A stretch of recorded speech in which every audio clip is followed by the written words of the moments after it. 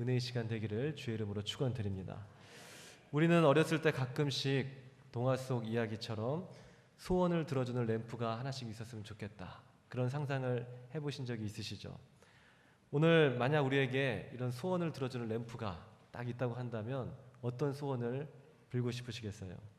옛날 어느 가난한 집에 70세 동갑내기 부부가 할머니 할아버지가 살고 계셨다고 합니다. 행복하게 살다 어느 날 택배가 하나 도착했는데 그 택배를 열어보니까 소원을 들어주는 램프였어요. 믿거나 말거나. 근데 이 요술 램프는 이 노부부에게 축복이었을까요? 아니면 저주였을까요? 어쨌든 도착한 요술 램프를 들고 노부부는 너무너무 좋았습니다. 근데 그 요술 램프에는 이렇게 문구가 하나 적혀 있었는데, 한 사람에게 하나씩, 그 이상은 안 됨이라고 그렇게 적혀 있었어요. 70세 할머니는 고심을 했습니다. 당신은 어떤 소원을 빌 것이오? 하고 서로 물어보다가 할머니는 고심 끝에 내가 평생 이날까지 가난하게 살아왔으니까 큰 집에서 한번 떵떵거리면서 사는 것이 소원이다, 그렇게 해서 소원을 빌었더니 갑자기 펑 하더니 금세 초가상간이 아름다운 화려한 궁정으로 변했습니다. 옆에서 지켜보던 70세 동갑내기 할아버지가 무슨 이런 신기한 물건이 있나, 나도 한번 소원을 빌어봐야겠다 하고 고심을 했어요. 무슨 소원을 빌까 하다가 이 할아버지 마음속에 흑심이 찾아왔어요. 이왕 이렇게 된 거 한번 좀 질러보자, 다 얘기해가지고 나는 30세 어린 여자와 한번 살고 싶습니다. 할머니 앞에서. 주책이죠. 예, 그렇게 딱 소원을 딱 빌었더니 갑자기 펑 하더니 그 할아버지가 100세가 됐다는 얘기입니다. 할머니가 70세니까 할아버지가 100세 됐으니까 혹시 지금 이해하신 거예요?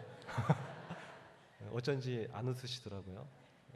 100 빼기 70 하면 30 맞죠? 그래서 한 달 후에 할아버지는 돌아가셨다고 합니다.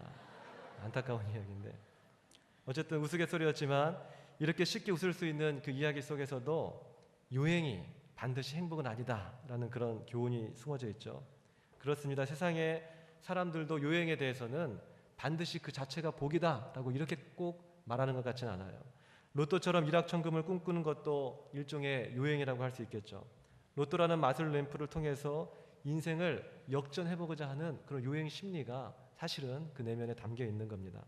그런데 실제로 그 요행의 복을 누리게 된 사람들의 결과는 어떠합니까? 로또 1등에 당첨된 사람들의 모습을 방영하는 그런 TV들이 가끔씩 있죠. 그러한 TV를 보게 되면 대부분 로또 1등에 당첨된 사람들은 다 그런 건 아니겠지만은 대부분이 상당히 우리가 예측하기 힘든 아주 불행의 늪으로 빠져가는 것을 우리가 볼 수 있습니다.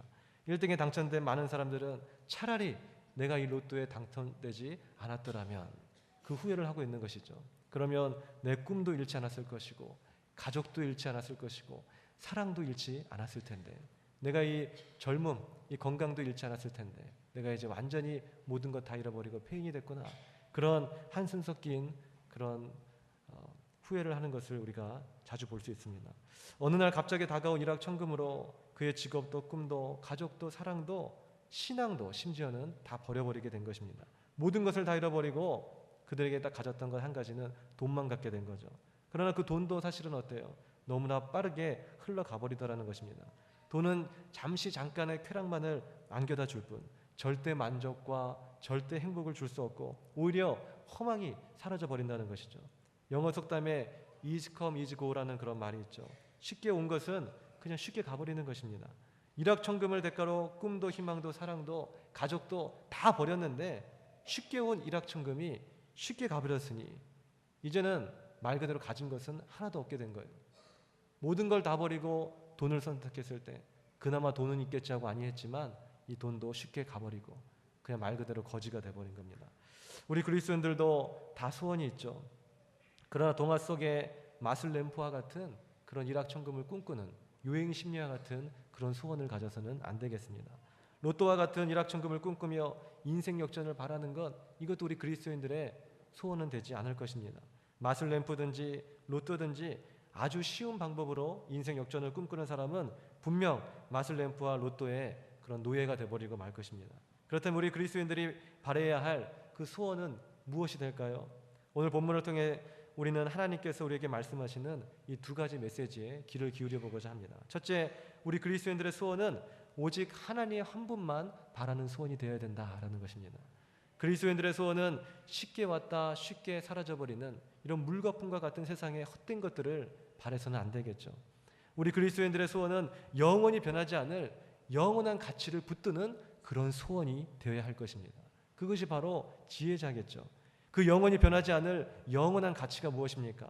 바로 영원부터 영원까지 영존하시는 여호와 하나님이신 줄 믿습니다. 그리고 그 하나님이 계시는 하나님과 함께 거하는 저 천국이 우리의 영원한 가치가 되는 것입니다. 그래서 마태복음 13장 44절에는 천국은 마치 밭에 감추인 보화와 같으니 사람이 이를 발견한 후 숨겨두고 기뻐하며 돌아가서 자기의 소유를 다 팔아서 그 밭을 샀느니라, 이렇게 말씀하고 있습니다. 영원한 가치를 위해서 잠시 잠깐에 누릴 수 있는 내 소유를 기꺼이 버릴 수 있는 것, 이것이 바로 그리스도인의 삶이고 소망이라는 것입니다. 내가 가지고 있는 많은 것들, 이것들은 물거품처럼 사라져버릴 허망한 것이라는 것이죠. 내가 꿈꾸고 있는 많은 소망들, 물거품처럼 사라져버릴 헛된 욕심과 욕망이라는 것이죠. 차라리 이 물거품처럼 사라져버릴 것을 투자해서 영원히 변하지 않을 그 가치를 내가 살 수 있다면 그것이 얼마나 축복이겠어요. 또 그렇게 하는 자는 얼마나 큰 지혜자입니까? 천국은 이들의 것이라는 것이에요.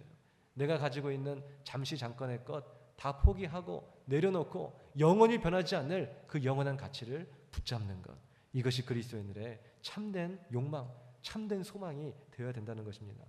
사부 바이블 칼리지 예배 때 에콰도르에 선교사로 가셨던 그 짐 엘리엇의 삶을 우리가 창끝이라는 영화를 통해서 한번 살펴봤습니다. 명문 휘튼 칼리지를 졸업한 전도 유망한 20대의 그 청년이었지만은 하나님의 부르심을 받고 에콰도르의 잔인하기로 유명한 어느 부족에 복음을 전하러 갔었죠. 그러나 그 복음을 전하기는커녕 한 사람도 변화시키지 못하고 한 사람에게 복음을 전하지도 못한 채 그냥 단숨에 창에 찔려 죽임을 당하게 됩니다. 그의 손에는 총이 있었지만 총을 쏘지 않았고 기꺼이 창에 찔려 죽는 순교의 길을 선택했던 짐 엘리엇 선교사였어요. 많은 언론들과 사람들은 당시에 비난하기 시작했습니다. 왜 20대의 전도 유망한 청년이 저렇게 쓸데없이 무모한 죽음을 당해야만 했는가? 너무나 지혜 없는 짓 아닌가? 차라리 목회를 하거나 신학자가 돼서 교수가 됐더라면 많은 사람을 변화시키는 큰 리더자가 됐을 텐데 왜 굳이 저 잔인한 민족, 죽을 수밖에 없는 저 민족, 그렇게 많이 배우고 또 부모가 많은 투자를 해주고 그럼에도 불구하고 그 대가는 처참하게 가서 이름도 빛도 없이 저 잔인한 부족에게 죽는 것, 그것이 정말로 가치가 있는 일이라는 것인가? 과연 선교라는 것은 우리에게 필요한 일이라는 것인가? 많은 이런 회의감과 이런 신학적 주제들이 나오기 시작했어요. 그때 선교사 짐 엘리엇의 아내는 그의 젊었을 때 짐 엘리엇 선교사가 죽기 전에 20대 후반에 죽기 전에 20대 초반에 썼던 그 일기를 언론에 공개했습니다. 그 일기에는 이렇게 적혀 있었어요. 왜 짐 엘리엇 선교사가 그것을 꿈꿨고 그것을 왜 기꺼이 투자했는가에 대한 답이 그 안에 적혀 있었던 것이죠. 영원한 가치를 위해서 영원하지 않는 가치를 버리는 것은 결코 미련한 것이 아니다. 너희들은 내가 잠시 잠깐 가지고 있는 물거품처럼 사라져버릴 그 가치, 그것이 너무나 소중하게 여겼었니? 그것이 영원한 가치라고 여겼었니? 내게는 명예도 학식도 지식도 돈도 건강도 젊음도 심지어는 내 생명도 이것은 영원한 가치에 비했을 때는 물거품과 같은 것이었더라. 나는 20대 초반에 그렇게 깨달았다. 그래서 이 영원하지 않는 가치, 돈과 명예와 젊음과 건강과 이 생명, 이걸 붙잡으려고 내 인생 투자하는 것이 아니라 영원하지 않는 영원한 가치, 변하지 않는 가치, 바로 저 천국을 소유하기 위해서 영원부터 영원까지 계시는 저 하나님을 내 심령에 모시기 위해서 그것을 위해서 나는 투자하겠다. 기꺼이 영원하지 않는 나의 가치들 다 버려버리겠다. 오늘 사도 바울은 그 영원하지 않는 가치에 대해서 뭐라고 했나요? 마치 배설물과 같다.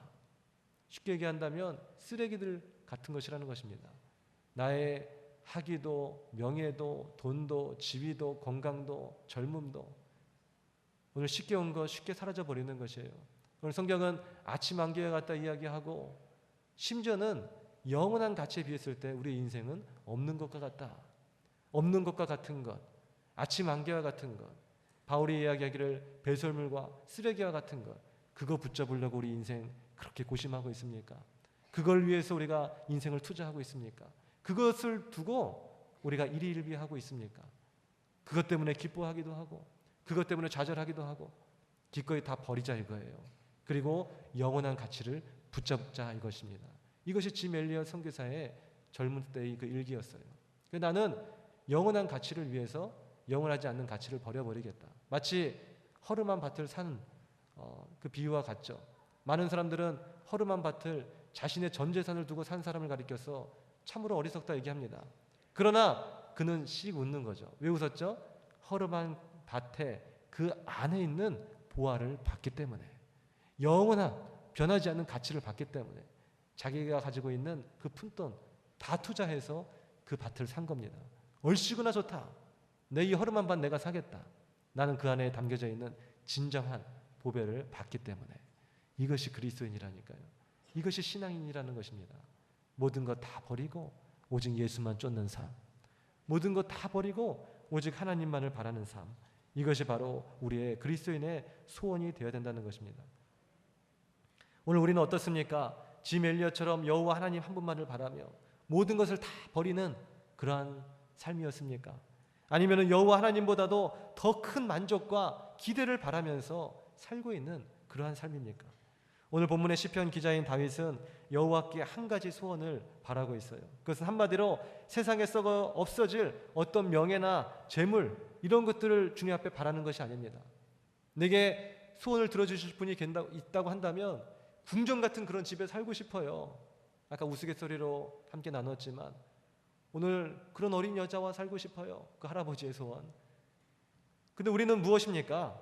바로 여호와 하나님 한 분만을 바라는, 어떠한 세상에 썩어 없어질 것을 바라는 것이 아니라는 것이죠. 다윗은 잠깐의 만족과 기쁨을 줄 건강이나 나를 또 위협하고 있는 여러 원수들, 다윗의 일생을 보게 되면 당장 자기의 생명을 위협하는 원수들이 얼마나 많이 있었어요. 오늘 본문도 사실은 그런 내용 아닙니까? 오늘 다윗의 삶 가운데 그를 죽이려고 하고 있는 많은 원수들이 있었어요. 심지어는 군대가 진을 쳤다고 합니다. 실제로 그렇죠. 하나님 기름 부은 종이었지만 네가 장차 왕이 될 거라고 말씀하셨지만 사실은 그 기름 부음 그것이 화근이 돼서 사울에게 아주 오랫동안 쫓겨다니지 않았습니까? 사울은 군대를 이끌고 다윗을 죽이려고 했어요. 유대 광야에 숨어있던 그 다윗에게 3,000명의 군대를 이끌고 와서 죽이려 하고, 오늘 다윗의 인생은 도망다니는 삶, 쫓기는 삶, 그렇게 피가 마르는 그런 삶이었습니다. 누군가 나를 미워한다고 해도 우리의 마음이 편치 않잖아요. 근데 누군가 나를 죽이려 한다고 해보십시오. 그 마음이 얼마나 괴로웠겠습니까? 아마 뼈가 말라가는 그러한 심정을 겪었을 거예요. 더군다나 사울에게 그렇게 쫓겨나가서 유대 광야 여기저기 방황했던 다윗은 이제 또 나이가 들어서 이제 자신의 아들에게 쫓겨서 다시 그 유대 광야로 들어갑니다. 아이고 내 팔자야, 나는 궁정에서 살 그런 왕이 아니다 보구나. 나는 광야에서 떠돌아 다녀야 할 왕이나 보구나. 아마 그렇게 생각했을 거예요. 그 유대 광야로 다시 가는 다윗의 마음은 어땠을까요? 근데 그것을 떠나서 자기를 죽이려고 대적하는 그 자가 원수가 아니라 자기가 낳은 피부치 바로 아들이었다는 것입니다. 아들이 바로 원수가 돼버린 것이죠. 아들에게 목숨을 부지하기 위해서 도망다니는 아버지의 심정은 어땠을까요? 그것이 다윗이었다는 것입니다. 아마 다윗에게 네 한 가지 소원은 무엇이냐 물어봤다면 내 모든 원수의 대적으로부터 나를 구원하여 주옵소서. 내 생명을 보존하여 주옵소서. 정말 왕답게 하나님이 왕으로 세우셨으면 좀 왕답게 한번 일생을 살아보고 싶습니다. 이것이 다윗의 소원이 될지도 모르겠어요. 그러나 다윗은 아무것도 바라지 않아요. 원수가 나를 대적해도, 나를 죽이려 해도 나는 어떤 염려도, 나는 어떤 고통도 절망도 없어요. 하나님이 나와 함께하고 계시잖아요. 군대가 나를 진치고 전쟁이 일어나도 나는 두려워하지 않을 것이에요. 여호와가 나의 빛이 되시잖아요. 나의 구원이시고 내 생명의 능력이시니 내가 누구를 두려워하겠습니까? 나를 건져달라는 것은 내 소원이 될 수가 없어요. 주님이 내 곁에 계시니 나는 그냥 주님 곁에서 영원히 머무르고 싶습니다. 내 평생에 여호와의 집에 살면서 여호와의 아름다움만을 바라보고 싶어요. 그리고 그의 성전에서, 하나님의 성전에서, 하나님의 나라에서 오직 하나님 한 분만을 바라고 사모하며 그렇게 예배드리며 그렇게 살고 싶어요. 너무나도 소박한 꿈이죠. 그러나 이 너무나 소박한 꿈이 사실은 얼마나 강력한 꿈입니까? 오늘 당장의 목숨을 부지하고자 하는 원수로부터 구원해 주세요라는 그 꿈은 헛된 것 바라는 거예요. 성경에서 얘기한다는 것은 아침 안개와 같은 그 생명 바라는 겁니다. 심지어는 없는 것과 같은 그런 생명을 바라는, 얼마나 어리석은 자였겠습니까? 그러나 다윗은 영원한 가치를 붙잡았잖아요. 영원한 가치에 대한 자신의 소원을 하나님 앞에 간구했잖아요. 오늘 축복의 근원이 누구인지를 깨달아 알았던 것이에요. 그렇다고 무슨 약간의 강교한 어떤 잔머리를 이렇게 굴려서 복의 근원이 하나님이시니까 내가 하나님을 선택하는 것이 영원히 복받겠지? 그것은 아니었습니다. 오늘 소원의 내용을 보면 알잖아요. 나 여호와 하나님, 마술램프가 무슨 소원을 들어줄까? 마술램프를 아예 나한테 달라. 영원한 소원을 내가 마술램프에게 빌면 계속해서 황금알을 낳는 거위가 되는 것, 그것이 내 소원이다. 그것이 아니었다는 것입니다. 오늘 다윗은 하나님을 사랑했다라는 것이죠. 오늘 두 번째 메시지가 바로 그것입니다. 그리스도인들의 소원, 하나님 한 분만을 바라는 것. 그러나 하나님 한 분만을 바라는 그 소원의 근원적인 배경은 뭐라고요? 여호와 하나님을 사랑해야 하는 것. 내가 평생에 여호와 하나님만을 사랑하는 것. 내 평생에 하나님을 생각건대, 저 십자가를 바라보건대 내 눈에 눈물이 마르지 않는 것. 내 주님을 생각하건대 내 마음속에 있는 그리움과 열정과 그 사랑으로 흥분되는 것. 이것이 하나님 내 평생의 소원이에요. 내 기도의 줄이 막히지 않는 것, 늘 주님의 성전에서 아름다운 찬양을 주님 앞에 드리는 것, 오늘 이것이 내 평생의 소원이에요. 오늘 이것이 두 번째 메시지, 우리 그리스도인들이 가져야 할 소원의 태도, 자세, 목적이라는 것입니다. 하나님을 향한 소원, 어떤 소원을 원하느냐, 그보다 더 중요한 것은 하나님을 향한 사랑의 고백이라는 것입니다. 주님께 무엇을 바라기보다 더 중요한 것은 주님을 사랑한다는 그 고백이라는 것입니다. 다윗이 하나님 한 분만을 바란 그 이유는 바로 하나님 그분을 사랑했기 때문이에요. 실제로 우리가 사랑하면 뭐 바랄 것이 없습니다. 사실은요. 네 소원이 뭐냐? 그 이전에 오늘 사랑한다면 뭐 바랄 것도 없다는 거죠. 청춘 남녀가 만나서 당신에게 원하는 건 아무것도 없다. 초가 상관만 있어도 괜찮다. 당신과 함께라면 나는 그것으로 행복하다. 보통 그렇게 고백하잖아요. 그러니까 우리가 결혼하는 거 아닙니까? 실제로 그렇죠. 사랑하는 사람과 함께 있다는 것, 그 외에 그보다 더 의미 있고 가치 있으며 또 행복한 일이 어디에 있겠어요? 그 사람 외에 그 사람의 외적 조건이나 가지고 있는 것들에 만족하려 하거나 오늘 거기서 행복을 찾으려고 한다면 그는 진정한 사랑이라고 할 수 없겠죠. 예를 들어서 당신과 함께 있으니 너무너무 좋아요. 단 넓은 아파트, 편안한 주차 공간, 이 모든 것이 구비되어야 돼요. 그래야 나는 행복할 수 있겠어요. 그렇다면 그것은 사랑 아니겠죠. 당신 날 좋아하는 거야? 아니면 이 아파트 좋아하는 거야? 편안한 주차 공간 좋아하는 거야? 이 차를 좋아하는 거야? 내 직장을 좋아하는 거야? 내 연봉 좋아하는 거야? 아니면 내 외모를 좋아하는 거야? 오늘 사랑에는 조건이 없이 당신 하나만으로 만족합니다. 내게 뭘 원해? 만약 묻는다면 나는 당신 하나만으로 만족해요. 그 고백을 해야 되겠죠. 사랑하면 그 사람을 통해서 뭔가를 얻고자 하는 것이 뭐가 있겠어요? 내 곁에 있는 거 하나만으로도 기쁘지 않습니까? 오늘 밤에 우리 부부들끼리 한번 고백해 보길 원합니다. 당신 내게 뭘 원해? 남편이 한번 아내분들에게 물어보세요. 그때 우리 아내는 뭐라고 해야 됩니까? 아무거 필요 없어. 당신이 내 곁에 있는 것만으로 나는 행복해. 별로 마음에 감동이 안 오세요? 우리 아내분들은 남편에게 여보, 자기야, 나한테 뭘 원해? 그랬을 때 당신이 내 옆에 있는 것만으로 나 얼마나 행복하고 기쁜지 몰라. 예. 한 분이 은혜 받는 것은 참 심각한 겁니다. 우리 교회 가정이 회복이 돼야 돼요. 이것이 우리 먼저 기도의 제목이. 마찬가지입니다. 우리가 하나님을 사랑한다고 한다면 오늘 다윗과 같은 그런 고백이 있어야 할 것입니다. 왜 다윗이 하나님 마음에 합한 자였는가? 하나님을 이렇게 좋아하고 사랑하는데 하나님 마음에 쏙 들 수밖에 없지 않겠어요? 수많은 군중들이 하나님을 외면하고 있습니다. 수많은 백성들이 하나님께 기도를 해도 모두가 다 자기의 욕심과 욕망과 자기의 긴급한 현안들을 채우고자 하는, 하나님을 도구로 어떻게 보면 이용하고자 하는, 하나님이 마술램프로 착각하고 있는 그런 기도가 많이 있을지도 몰라요. 다윗은 다 필요 없대요. 난 하나님 한 분만을 바란대요. 그것도 하나님의 그냥 주의 날개 그늘 아래서 거하기 원하고, 주품에 안기길 원하고, 주님의 아름다움을 찬양하고 그의 성전에서 날마다 그냥 먹고 살았으면 좋겠대요. 하나님 한 분만을 이렇게 사랑하는 그 사람을 어찌 사랑하지 않을 수 있겠어요? 오늘 우리는 어떻습니까? 오늘 다윗과 같은 그러한 하나님 마음에 합한 자, 하나님 한 분만을 바라는 자, 우리 모두가 되어야 할 줄 믿습니다.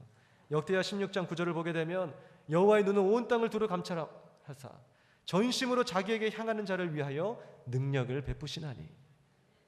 오늘 하나님을 깊이 있게 사랑했더니 오늘 그 결과는 하나님께서 그 누구보다도 그를 축복해 주시더라라는 것이에요. 복을 받기 위해서 하나님께 구하는 것이 아니라 하나님을 사랑한다고 고백했더니 하나님이 그 누구보다 그를 축복해 주셨다는 것이에요. 오늘 우리가 왜 교회에 나왔죠? 오늘 우리가 왜 성도가 됐고, 왜 천국은 침노하는 자의 것이라고 많은 직분들을 사모하고, 또 왜 우리가 헌신합니까? 오늘 우리가 뭔가 자동 판매기처럼 100원을 넣으면 100원의 가치가 오는 것처럼 오늘 우리가 기독교가 됐고 교회에 나왔고 또 어떤 헌신을 했고 어떤 종교적인 생활을 통해서 뭔가 이득과 가치를 누리기를 원하고 계신 것입니까?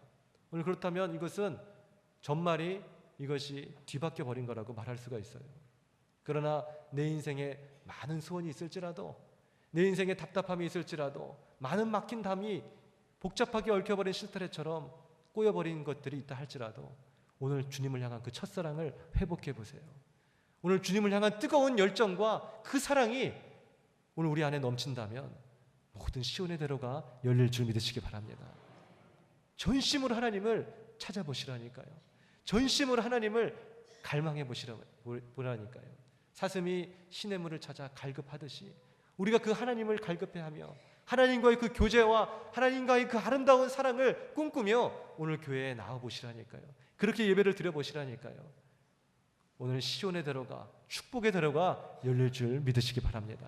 하나님은 그러한 자를 축복해 주시고 그런 자를 정말 사랑해 주시고 귀여워해 주시고 몸둘 바를 모르시고 오늘 그를 위해서 주의 엄청난 능력을 베풀어 주시는 것이에요. 오늘 그런 분을 찾고 계십니다. 그러한 자를 찾고 계신 거예요.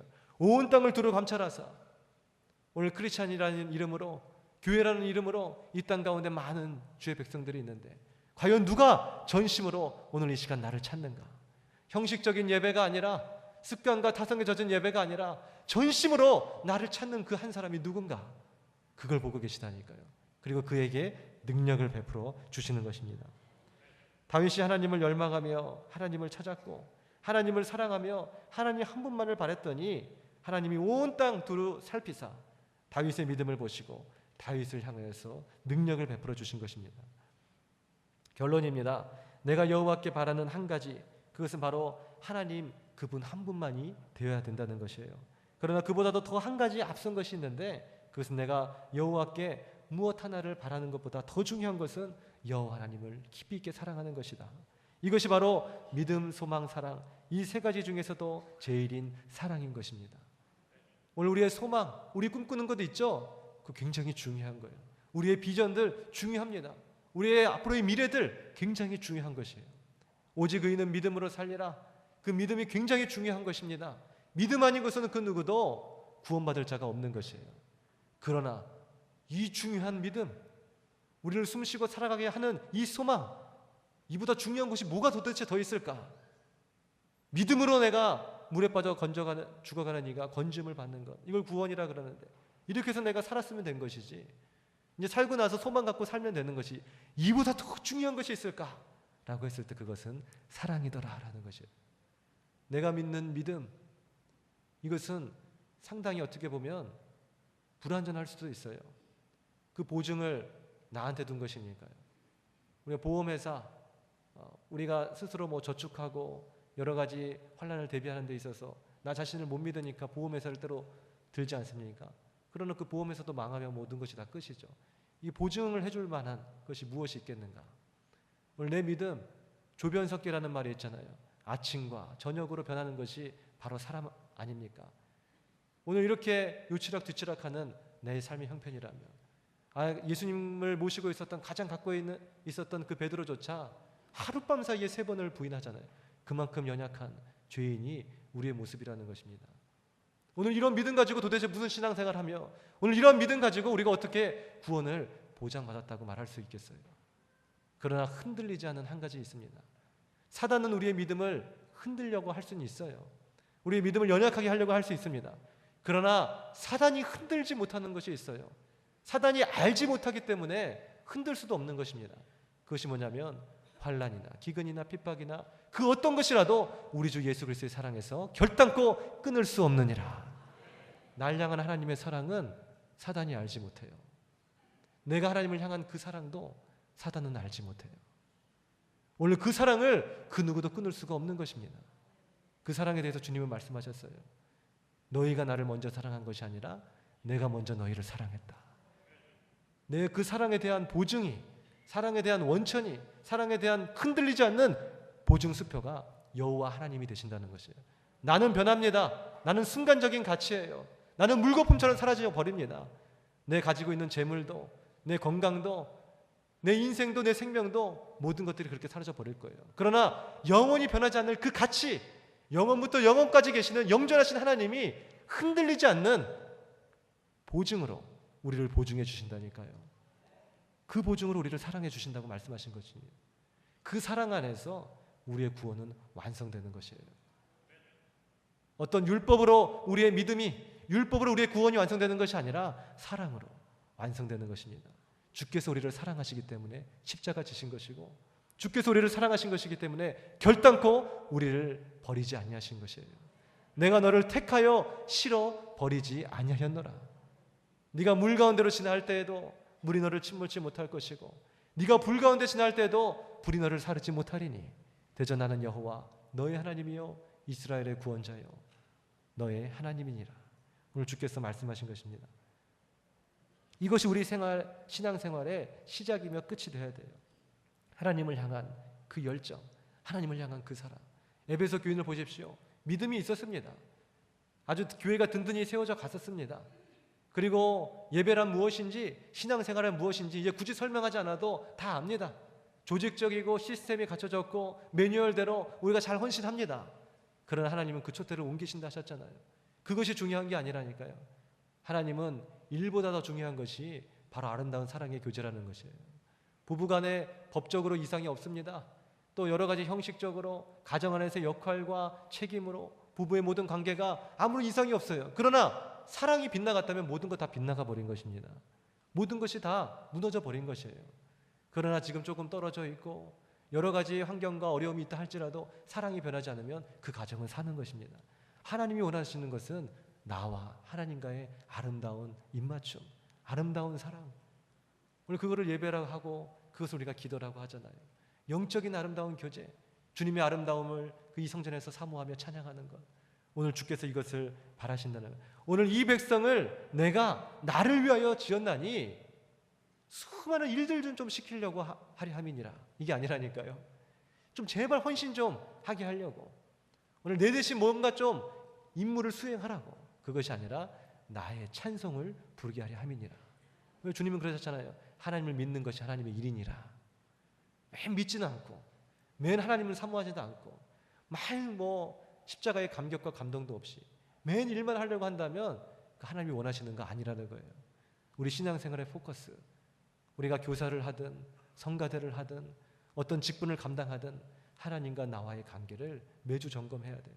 그것이 신앙생활의 시작이고 끝이 되는 것입니다. 늘 열정이 있어야 되고, 늘 하나님을 향한 열망이 있어야 되고, 뜨거운 사랑이 식지 않아야 되고, 오늘 하나님 안에서 오늘 우리가 그러한 아름다운 교제를 나눠야 하는 것입니다. 첫사랑, 그 눈물을 잊어버려서는 안 된다는 것이죠. 그러면 조금 모자라도, 우리가 조금 부끄러워도, 조금 더러워도 우리 괜찮습니다. 아니 많이 모자르고 많이 부끄럽고 많이 더러워도 괜찮은 것입니다. 예수님의 십자가의 그 사랑이 나를 씻기셨고, 예수님을 향한 나의 사랑으로 오늘 주님께서 나를 자녀 삼아 주셨기 때문입니다. 이 안에 모든 소원이 다 들어가 있는 것이에요.